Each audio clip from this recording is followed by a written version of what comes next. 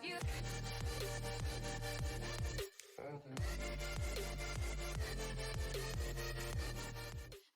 going on, everybody? Welcome to another episode of the Artist Reads the Bible. Today we're going to be starting with Exodus 32. It's got a little length, but then we'll be reading 33, and it's pretty short. And 32 is where what I was talking about with the golden calf while Moses was up getting the tablets. So now we're going to read that part. As usual, I got my highlighter. I got about one drink left of decaf coffee. That's all right. I got my water, lemon water in there. And I got the living word of God. So let's get with it, shall we? Chapter 32, the gold calf. When the people saw how long it was taking Moses to come back down the mountain, they gathered around Aaron. "Come on," they said, "make us some gods who can lead us. We don't know what happened to this fellow Moses, who brought us here from the land of Egypt." So Aaron said, "Take the gold rings from the ears of your wives and sons and daughters and bring them to me." All the people took the gold rings from their ears and brought them to Aaron. Then Aaron took the gold, melted it down, and molded it into the shape of a calf. When the people saw it, they exclaimed, "O Israel, these are the gods who brought you out of the land of Egypt." Oh, Lord, these people are so misguided. God called them stiff-necked people many times. I don't know why. Aaron saw how excited the people were, so he built an altar in front of the calf. Then he announced, "Tomorrow will be a festival to the Lord." The people got up early the next morning to sacrifice burnt offerings and peace offerings. After this, they celebrated with feasting and drinking, and they indulged in pagan revelry. There's a whole lot of pagan revelry going on today, isn't there? The Lord told Moses, "Quick, go down the mountain. Your people, whom you brought from the land of Egypt, have corrupted themselves. How quickly they have turned away from the way I commanded them to live. They have melted down gold and made a calf, and they have bowed down and sacrificed to it. They are saying, 'These are your gods, O Israel, who brought you out of the land of Egypt.'" Then the Lord said, "I have seen how stubborn and rebellious these people are. Now leave me alone so my fierce anger can blaze against them, and I will destroy them. Then I will make you, Moses, into a great nation." But Moses tried to pacify the Lord his God. "O Lord," he said, "why are you so angry with your own people, whom you brought from the land of Egypt with such great power and such a strong hand? Why let the Egyptians say their God rescued them, with the evil intention of slaughtering them in the mountains and wiping them from the face of the earth? Turn away from your fierce anger. Change your mind about this terrible disaster you have threatened against your people. Remember your servants Abraham, Isaac, and Jacob. You bound yourself with an oath to them, saying, 'I will make your descendants as numerous as the stars of heaven.'" Well, he can still do that with just you, Moses. Just saying. "And I will give them all of this land that I have promised to your descendants, and they will possess it forever." So the Lord changed his mind about the terrible disaster he had threatened to bring on his people. Then Moses turned and went down the mountain. He held in his hands the 2 stone tablets inscribed with the terms of the covenant. They were inscribed on both sides, front and back. These tablets were God's work. The words on them were written by God himself. When Joshua heard the boisterous noise of the people shouting below them, he exclaimed to Moses, "It sounds like war in the camp." But Moses replied, "No, it's not a shout of victory, nor the wailing of defeat. I hear the sound of a celebration." When they came near the camp, Moses saw the calf and the dancing, and he burned with anger. He threw the stone tablets to the ground, smashing them at the foot of the mountain. He took the calf they had made and burned it. Then he ground it into powder, threw it into the water, and forced the people to drink it. Finally, he turned to Aaron and demanded, "What did these people do to you to make you bring such terrible sin upon them?" Don't get so upset, my lord, Aaron replied. You yourself know how evil these people are. They said to me, make us gods who will lead us. Well, it doesn't mean you had to do it. We don't know what happened to this fellow Moses, who brought us here from the land of Egypt. So I told them, whoever has gold jewelry, take it off. When they brought it to me, I simply threw it into the fire, and out came this calf. Really? Moses saw that Aaron had let the people get completely out of control, much to the amusement of their enemies. So he stood at the entrance to the camp and shouted, all of you who are on the Lord's side, come here and join me. And all the Levites gathered around him. Moses told them, this is what the Lord, the God of Israel, says. Each of you, take your swords and go back and forth from one end of the camp to the other. Kill everyone, even your brothers, friends, and neighbors. The Levites obeyed Moses' command, and about 3,000 people died that day. Then Moses told the Levites, today you have ordained yourselves for the service of the Lord, for you obeyed him, even though it meant killing your own sons and brothers. Today you have earned a blessing. The next day Moses said to the people, you have committed a terrible sin, but I will go back up to the Lord on the mountain. Perhaps I will be able to obtain forgiveness for your sin. So Moses returned to the Lord and said, oh, what a terrible sin these people have committed. They have made gods of gold for themselves. But now, if you will only forgive their sin, but if not, erase my name from the record you have written. But the Lord replied to Moses, no, I will erase the name of everyone who has sinned against me. Now go, lead the people to the place I told you about. Look, my angel will lead the way before you, and when I come to call the people to account, I will certainly hold them responsible for their sins. Then the Lord sent a great plague upon the people because they had worshipped the calf Aaron had made. That's 32. I'm almost certain he killed Aaron too, but I don't know, maybe in 33 it'll tell us.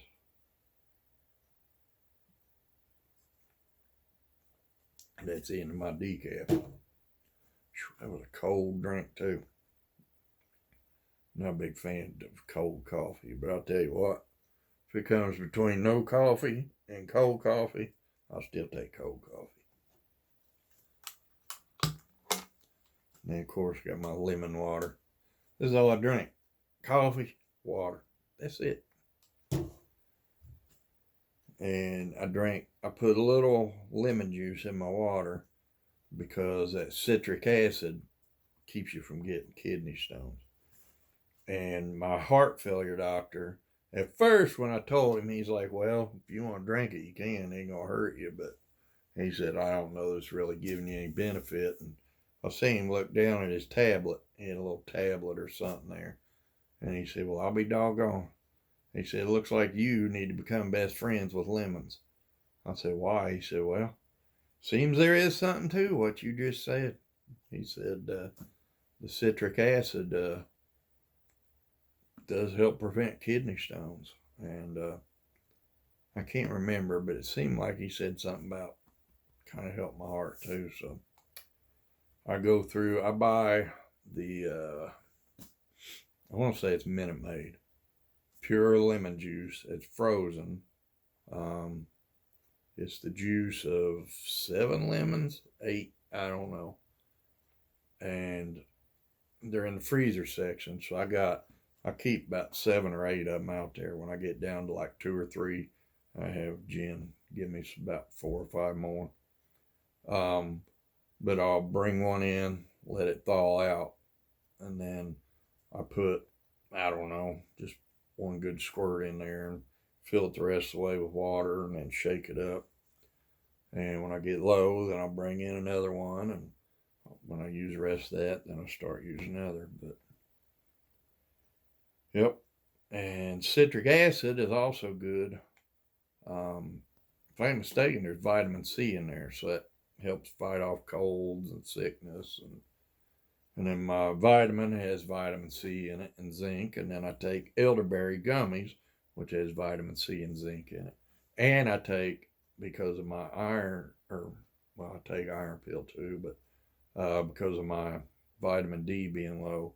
I take 1,000, whatever it is, of vitamin D3 every day too. I used to take 2, but my vitamin D went back into normal ranges, so they dropped it down to 1 a day. Technically, they said I could quit taking it, but well, there's COVID going around. I am vaccinated, but well, there's crap going around. They're saying you can still get it. Vitamin D3, vitamin C, and zinc. Those 3 things help fight this crap off. And if you get it, it ain't gonna be that bad if you got them 3 things in you. And I take zinc, vitamin C, and vitamin D3 every single day. So it helps. Thank good Lord above, I've not gotten COVID. I know quite a few people who got vaccinated and still got COVID. But, you know, I didn't get COVID before I got vaccinated. I haven't gotten COVID since. I thought I had it once. Me and Jen were both sick. And we thought, well, better go get tested. I imagine it's going to come up positive so they can pad their numbers, you know. But no, it come back negative on both. And she actually got the one that takes a couple days to get back. And we both got the quick test from National Guard. And all 3 of them come back negative. Both the long one and the short one with her, fast acting, and long one come back negative, and my fast acting come back negative. So God's protecting us. So let me get some of this lemon water and we'll proceed.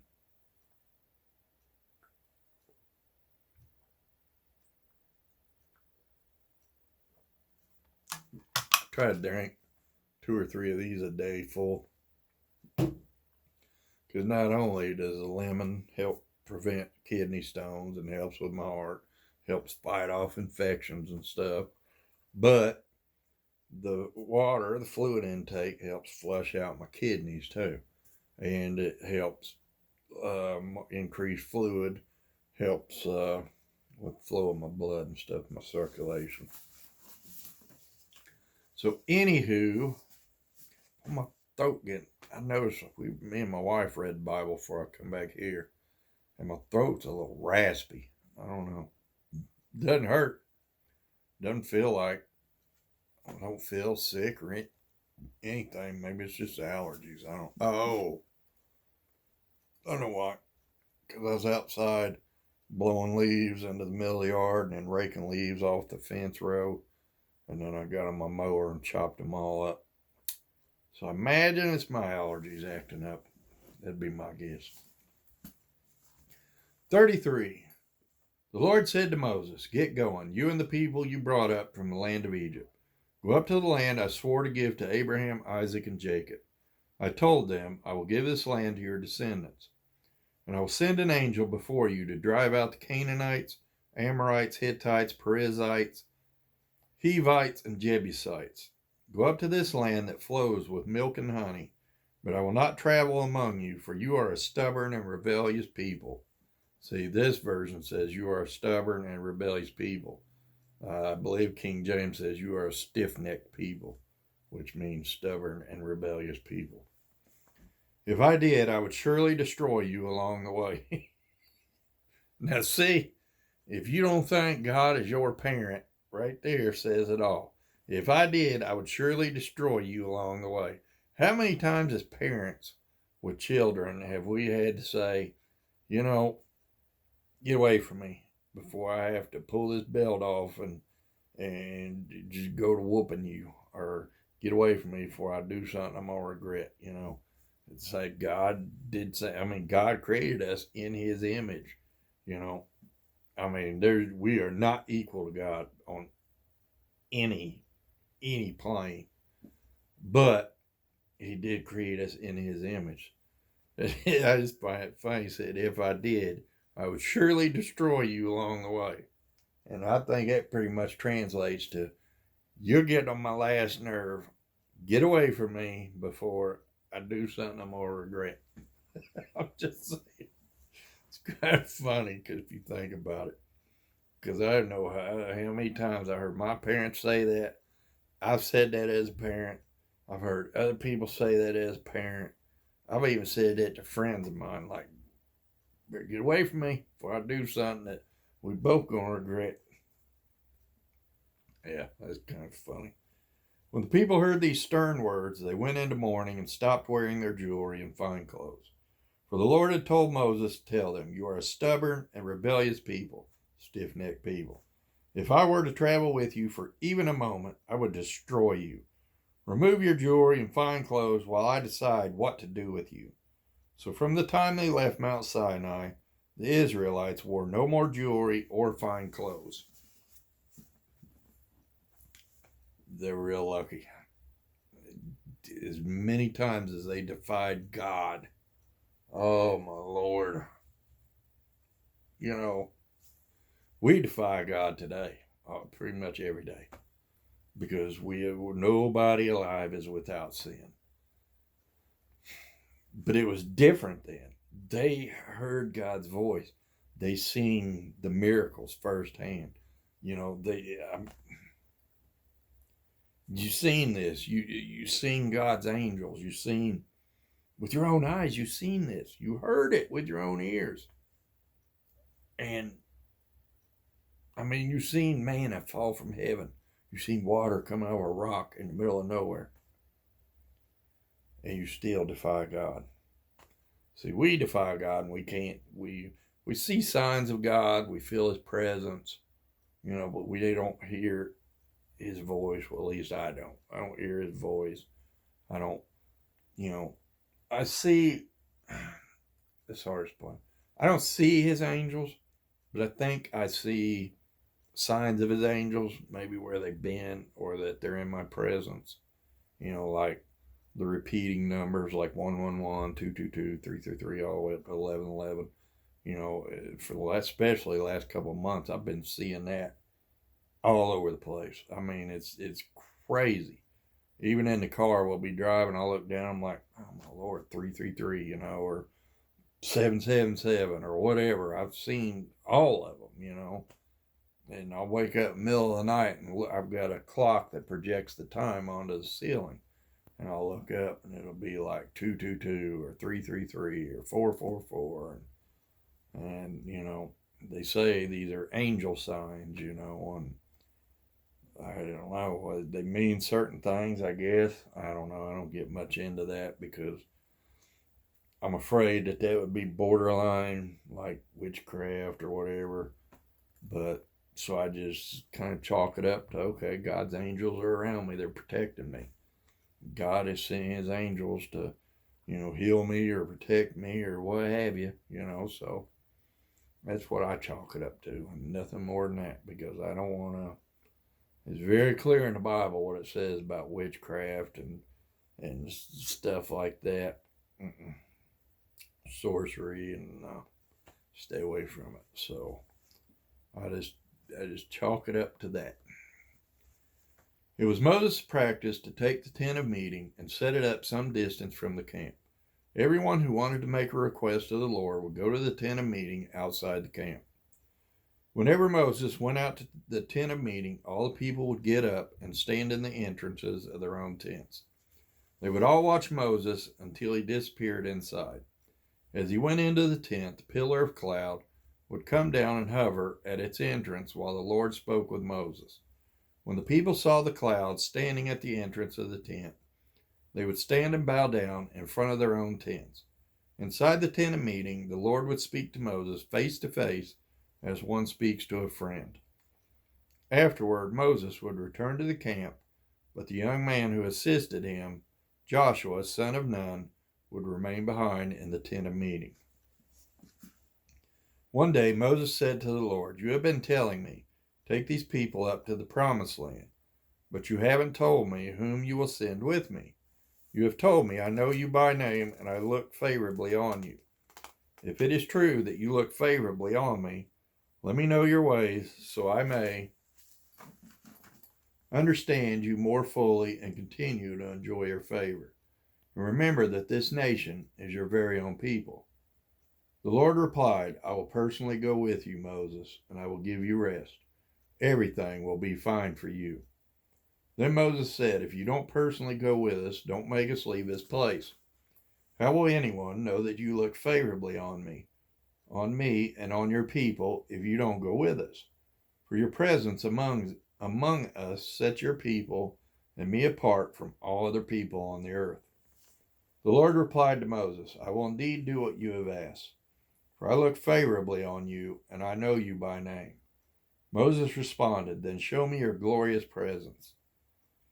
The Lord replied, I will make all my goodness pass before you, and I will call out my name, Yahweh, before you, for I will show mercy to anyone I choose, and I will show compassion to anyone I choose.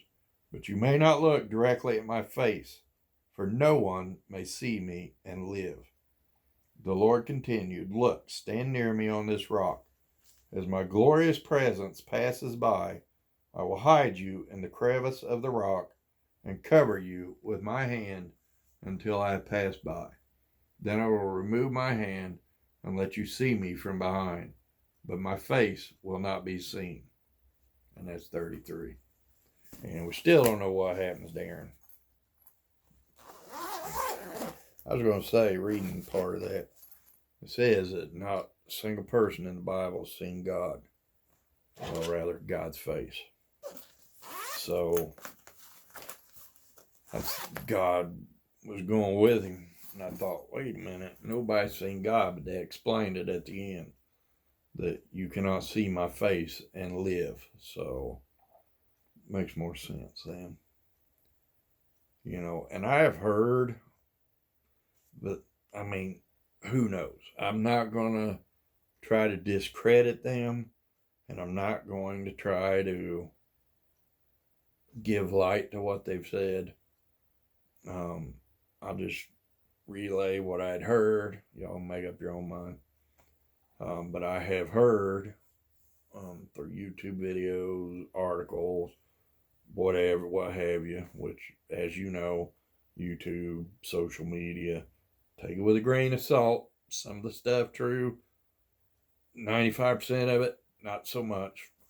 But I've heard of people that have died briefly or were in a coma or what have you, and they said that they talked with God.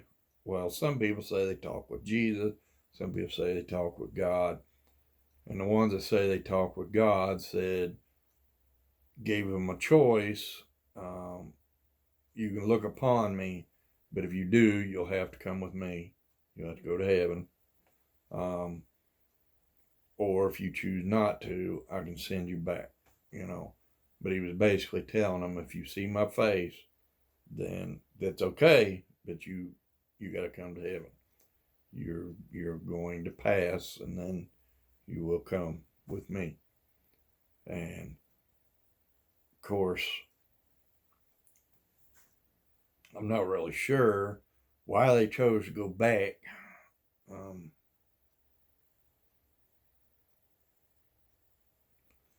That one I've never have figured out. If that really happened, and you heard God's voice, and you seen a form, and he said to you, you can look upon my face, but you'll have to come with me. Meaning heaven, peace, glory, no more pain, just joy and love and kindness and everything good. Or you can not look at me and I can send you back. And if you go back, you may screw up. Your chances going up. I don't know. I think that if I was in a coma and God spoke to me, or Jesus spoke to me, or an angel spoke to me and said, you know, I can take you up or I can send you back to earth. If I hear the words, I can take you up. Not down. If I can take you up, that pretty much assures me I'm going to heaven. So if I hear those words, I can take you up. Go with me, Jack. Let's go. You go ahead and take me up. You know, I know that my family will be sad, but they shouldn't be. I mean, I know they'll miss me, but they shouldn't be because I'll be up there. A lot better off up there than I am down here. So, that's what I don't understand about these people. They said that they heard God's voice. You can look upon me, but if you do, you must come with me. If you don't, I can send you back to your body, and you can continue to live on earth. Why would you choose to continue to live on earth? Who in their right mind would say, oh, so I can go to heaven now, or I can go back to earth and have to deal with all the evil people and the evil stuff going on and the murder and watch sorrow and pain and everything else? Who chooses that? That's why I said, make up your own mind, because to me, just that in itself kind of makes it not believable. You know what I mean? Because if you're given a choice of, at that moment, going with God to heaven or going back to earth, and you chose to go back to earth, what? Now, the only thing I could see is if God told me, all right, look, I can take you now and we can go to heaven. Or, if you don't look upon my face, I can send you back to earth. And when I send you back to earth, you have an assurance that when you die, you are coming to heaven. Now, in that case, I might go back to earth. Because if I know I can finish out my time on earth and then go to heaven, that gives me plenty of time. I can try to save others so that they can go to heaven. But if there's no assurance, because we're humans, we screw up. And I would hope not. I would hope I have enough brains too, but I have a tendency to do stupid things. And, I don't want to do something stupid and then ruin my chances of going up. You know what I mean? And I know once you're saved, you're saved. It just, I don't know. I worry like that. I know what the Bible says, but I worry like that, And I know we all sin, but see, everything's black or white to me. There's no gray areas. So, if to me, the sins that I perpetuate, whatever you want to call it, every day, yes, they cause me to feel guilty. Yes, I feel remorseful. Yes, I pray for forgiveness. But it's like a lot of them keep happening. And I know, people say, well, you're fallible. You have sinful nature, blah, blah, blah. Because I've heard it, people say it to people who are gluttonous and they can't quit eating, or, they can't quit smoking, or they can't quit doing this, or they can't quit doing that, And I don't know, to me, that's just all excuses. Because I don't know. And that's what I worry about is my lack of being able to get this under control or that under control. I still struggle with cursing to this day. And I'm not going to try to make justifications for it. I know why I do it, because that was my life, especially in the United States Army as airborne infantry. That was second language. I mean, that was intertwined. It's not an excuse. There is no excuse for it. The Bible says not to do it. I shouldn't be doing it. It just, I have to keep trying to train my brain not to do it. And it's easier in certain situations around certain people who do not curse or very extremely rarely curse. It's easier, but when I get around other certain individuals that are like me and that was their second language, it's a lot harder because I hear them and it just, you fall into them same old stupid routine. And that might be why in the Bible it says to stay away from people that are not this or not that, because they'll drag you down. And I think I understand that,